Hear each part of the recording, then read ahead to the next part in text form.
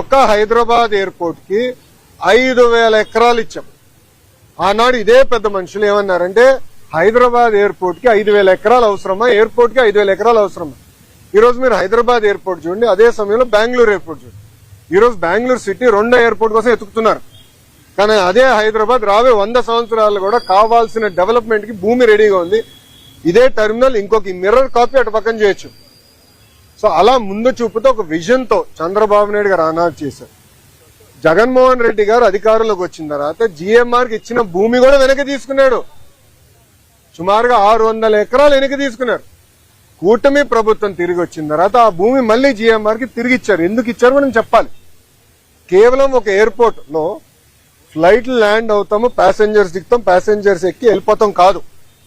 Larger eco system అనేది చాలా చాలా అవసరం. లార్జర్ ఎకో సిస్టమ్ అంటే MRO engine maintenance, under body maintenance, paint shop, ఇవన్నీ ఎకో సిస్టమ్ ఏర్పాటు చేస్తేనే పెద్ద ఎత్తున మన పిల్లలకి ఉద్యోగాలు ఉపాధి కల్పించగలుగుతాం. ఆ లక్ష్యంతో ఆ భూమి కూడా తిరిగి వాళ్ళకి ఇచ్చి ఎంఆర్ఓ ఏర్పాటు చేస్తున్నాం. మొన్న నేను వచ్చాను,